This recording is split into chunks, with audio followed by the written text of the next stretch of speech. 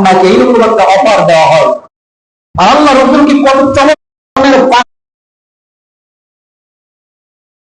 নেয় নাই, সেটা হচ্ছে তাকে আরেকটা অফার করবে আপনার জন্য। এমন একটা আজ পর্যন্ত এত চমৎকার, এত সুন্দর, এত অভিনব কায়দায় এই ভালো প্রশংসা, এই ভালো উপহার কোন নবী, কোন রাসূল, কোন মানুষকে দেওয়া হয়নি। সুবহানাল্লাহ। আল্লাহ রাসূল সাল্লাল্লাহু আলাইহি ওয়াসাল্লাম জিজ্ঞেস করলেন, ভাই ইব্রাহিম, এই এত সুন্দর উপহার কি, যেটা কোন নবীকে দেওয়া হয় নাই, এর আগে কোন মানুষকে দেওয়া হয় নাই?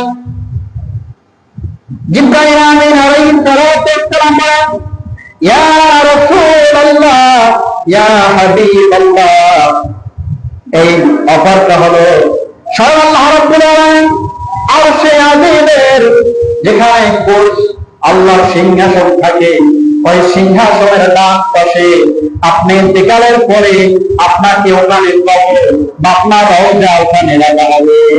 সুবহানাল্লাহ বলেন।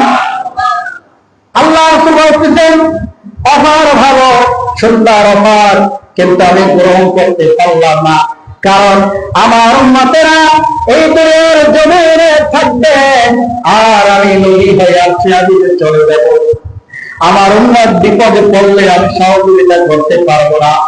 দুনিয়ার জমিনে যদি আমার উম্মতরা বিপদে পড়ে যায়, আমি মদিনা থেকে আমার উম্মতদেরকে আমি সহযোগিতা করব। বলেন, আল্লাহ রাসূল ইচ্ছা করলে আরশ আজিমে দেখতে পারতেন না? বলেন, পারতেন কিনা?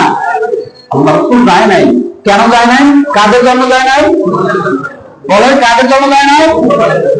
শুধু তাই নয়, কিয়ামতের দিন কঠিন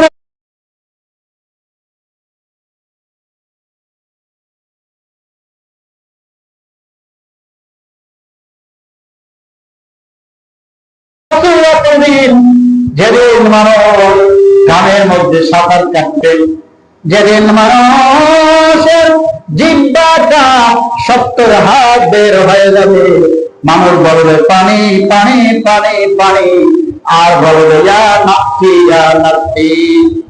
কিয়ামতের ওই কঠিন দিনে ইয়া নাফসি নাফসি বলিবে, আপনি ছাড়া কে করিবে পাপ।